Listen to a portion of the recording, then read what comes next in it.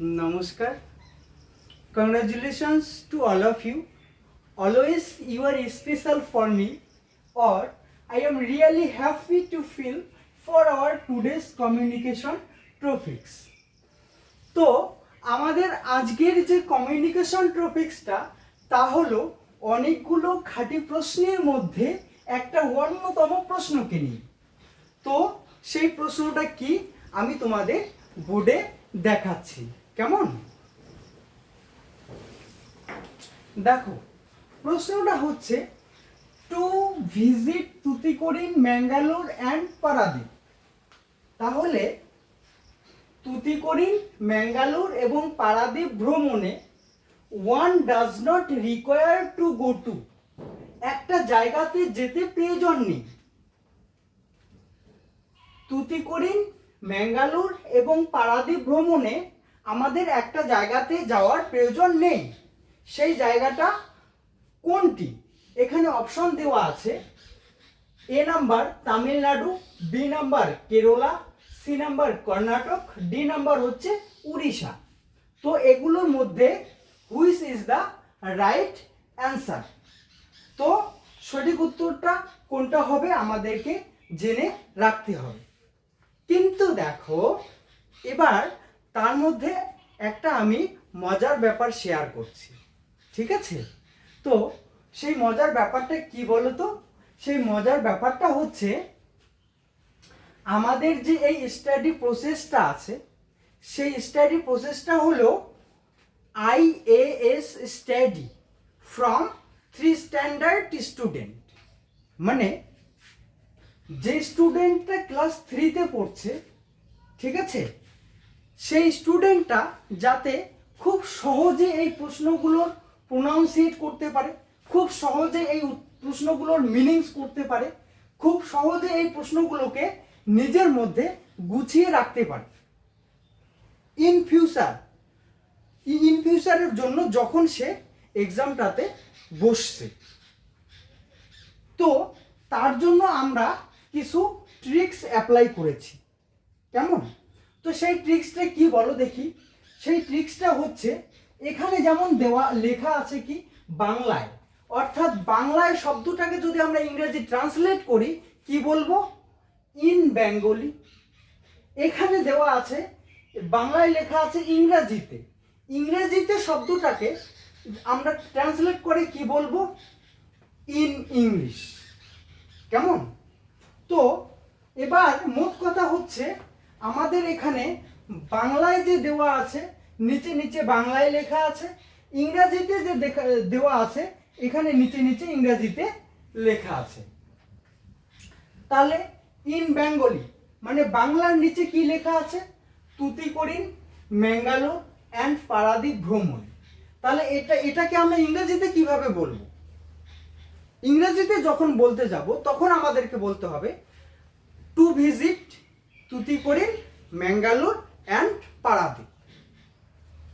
ওকে, এবার দেখো এখানে ইংরেজিতে পাশাপাশি তাই লেখা আছে to visit Tuticorin, Mangalore and Paradip. Next হচ্ছে কি বলতো, একটাতে যেতে প্রয়োজন নেই,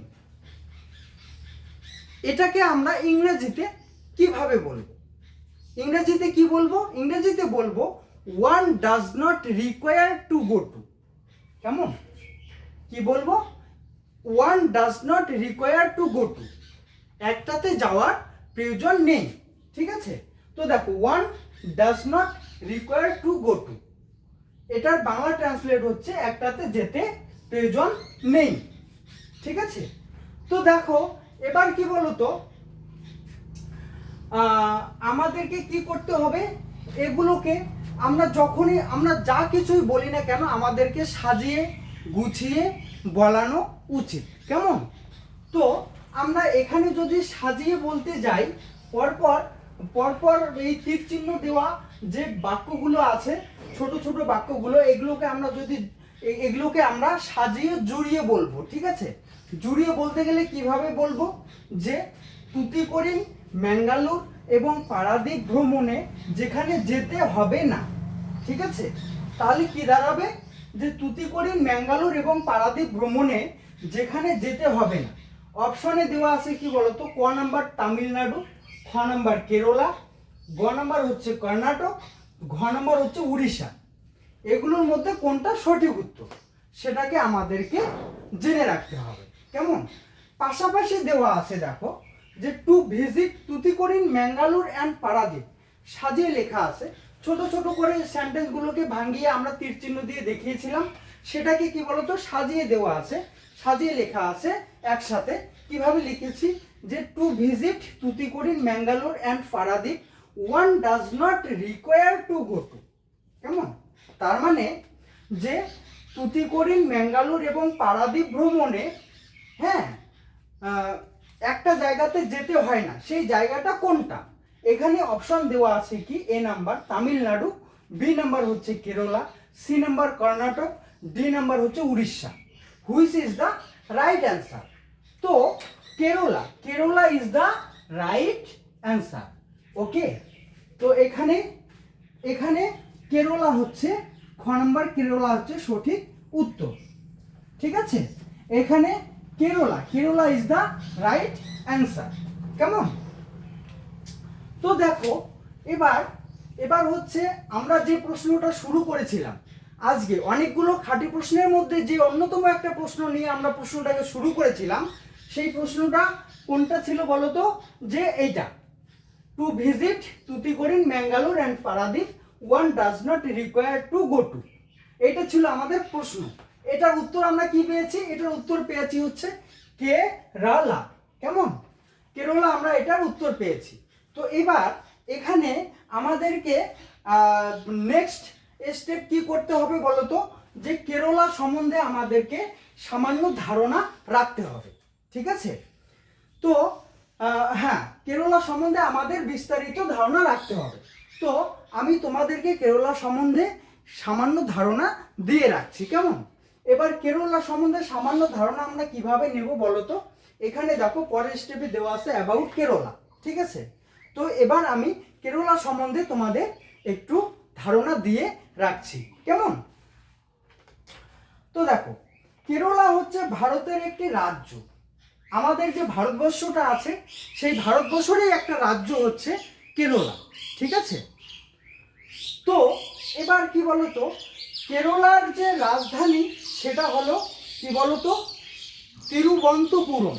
কেরলার যে আমাদের কেরলার যে রাজধানী আছে, সেই কেরলার রাজধানী হচ্ছে তিরুবনন্তপুরম। তাহলে কেরলার রাজধানী কি? কেরলার রাজধানী হচ্ছে তিরুবনন্তপুরম। আর মালায়ালাম কেরলের রাজ্য ভাষা। আর রাজ্য ভাষা কি কেরলের বলো দেখি? কেরলের রাজ্য ভাষা হচ্ছে মালায়ালাম। মালায়ালাম কেরলের রাজ্য ভাষা। আর একটা ব্যাপার তোমরা জেনে রাখবে যে ভারতের প্রথম কমিউনিস্ট পার্টি 1957 সালে কেরলের সরকার স্থাপন করে। ওকে, তোমরা কেরলা সম্বন্ধে সামান্য ধারণা পেলে। এবার আমাদের নেক্সট স্টেপ কি হবে? HW, homework. এবার আমরা কি করব? হোমওয়ার্কের কাজ করব। কেমন? তো হোমওয়ার্কের কাজটা কিভাবে করতে হবে দেখো, যেমন এই প্রশ্নটার উত্তর কেরলা, তো তোমরা একবার কি ভেবে দেখেছো? একবার কি আইডিয়া রেখেছো যে এই প্রশ্নটার উত্তর কেরলা যে রাইট অ্যান্সার, সেটাকে আমরা কিভাবে কিভাবে রাইট অ্যান্সার খুঁজে বের করতে পারবো? অর্থাৎ এতগুলো অপশনের মধ্যে যে কেরলাকে আমরা খুঁজে নেব, সেটা কিভাবে নিব আর কখন সেটা নিতে পারবো? তোমরা একবারও সেটা ভেবে দেখেছো? এবার এখানে একটা মজার ব্যাপার আছে যে এটা তোমাদের ভেবে নিতে হবে। ঠিক আছে, অর্থাৎ প্রশ্নের যে সোর্স স্থলগুলো, সেগুলোতে আমাদের চোখ কখনো এড়ায় না যায়। যেখান থেকে প্রশ্নের সোর্স স্থল হবে সেখানে আনন্দের সাথে মন খুলে আমরা সেটাকে পড়ব, এবং সেখান থেকে কি বলতো বিভিন্ন প্রশ্নের সোর্সকে আমরা মার্ক করে নিজের ভিতরে রেখে দিব। দেখো, এবার মোট কথা আমি তোমাদেরকে যেটা বলতে যাচ্ছি সেটা হচ্ছে কি বলতো, যে আমাদের ঠিক আছে, যেমন ছোট থেকে বড়, বড় থেকে ছোট, ঠিক আছে? এই ধারণা তো আমাদের আছে। যেমন কি বলতো, আমাদের একটা আঞ্চলিক ম্যাপ আছে। তারপর কি বলতো, যে যে তার নিচে জিপি ওয়াইজ একটা ম্যাপ আছে। এবার এরকমভাবে আমাদের ভারতবর্ষের একটা ম্যাপ আছে, এরকমভাবে আমাদের ওয়ার্ল্ডের একটা ম্যাপ আছে। তো আমাদের ম্যাপ সম্বন্ধে ধারণা থাকতে হবে, ঠিক আছে? এবার কি বলতো, যদি ম্যাপটাকে তোমরা রিড করতে শেখো, ম্যাপটাকে কোন কোন রুলে আমরা রিড করতে পারবো, সব কিছুর তো একটা রুলস আছে। সেই ম্যাপটাকে আমরা কোন কোন রুলসের মধ্যে, ঠিক আছে, নিজের ভেতরে বাউন্ডারিকে মার্ক করে রাখতে পারবো যে হ্যাঁ এই বাউন্ডারি, এটার বাউন্ডারি এই অবধি, এইটা, ঠিক আছে? তো এটাকে আমাদেরকে কিন্তু কি বলতো, মানে তো আমাদেরকে মানচিত্র পড়ার কিছু স্টেপ আছে, সেই স্টেপগুলো জানতে হবে। কেমন? মানচিত্র পড়ার কিছু স্টেপ আছে, সেই স্টেপগুলো আমাদেরকে জানতে হবে। এবার জানলে তবে কি বলতো, যে আমরা এই যে এখানে যে অপশনগুলো দেওয়া আছে, তামিলনাড়ু, কেরালা, কর্ণাটক, উড়িষ্যা। এবার তামিলনাড়ু, কেরালা, কর্ণাটক, উড়িষ্যা প্রত্যেকের ম্যাপ সম্বন্ধে যখন আমরা যদি ম্যাপ মানচিত্রকে রিড করতে শিখে যাই, তো সে মানে তখন কি বলতো, তখন হচ্ছে আমাদের এগুলো সম্বন্ধে ধারণা হয়ে যাবে যে হ্যাঁ তামিলনাড়ুর বাউন্ডারি এই পর্যন্ত, আচ্ছা এইটা। তো তোমরা তখন খুব সহজেই এই অ্যান্সারটাকে চুজ করে নিতে পারবে যে হ্যাঁ এটাই হচ্ছে আমাদের সঠিক উত্তর, ঠিক আছে? তো দেখো, এই জিনিসগুলো হচ্ছে সোর্স স্থল। এগুলোকে মানে আমাদের চোখে যেন আমাদের দৃষ্টি থেকে যেন এগুলো কখনো এড়ায় না যায়, ঠিক আছে? সব সময় খেয়াল রাখবে। তো এবার কি বলতো, এবার হচ্ছে নেক্সট স্টেপ হচ্ছে এইচডব্লিউ। হোমওয়ার্ক কি থাকবে বলো দেখি? হোমওয়ার্ক থাকবে হচ্ছে বাকি নেক্সট যে তিনটা অপশন, কেরালা আমরা রাইট অ্যান্সার পেয়েছি, তারপর যে বাদ বাকি তিনটা অপশন আছে, সেই ওই তিনটে অপশন আমাদের এইচডব্লিউ হিসাবে থাকছে। নাম্বার 1 হচ্ছে তামিলনাড়ু, নাম্বার 2 হচ্ছে Kerala, sorry, number 1 Tamil Nadu, number 2 হচ্ছে কর্ণাটক, আর নাম্বার 3 হচ্ছে উড়িষ্যা। এই তিনটা অপশনকে অপশনের বিস্তারিত আমাদেরকে জেনে রাখতে হবে, তোমাদেরকে জেনে রাখতে হবে। তো এটাই হচ্ছে আমাদের এইচডব্লিউ। কেমন?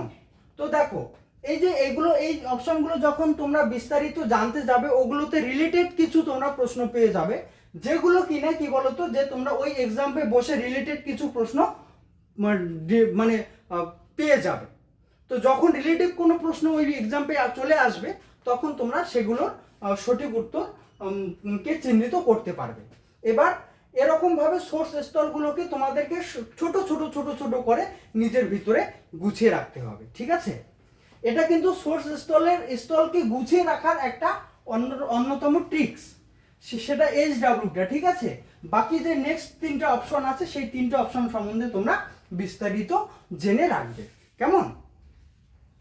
Thank you.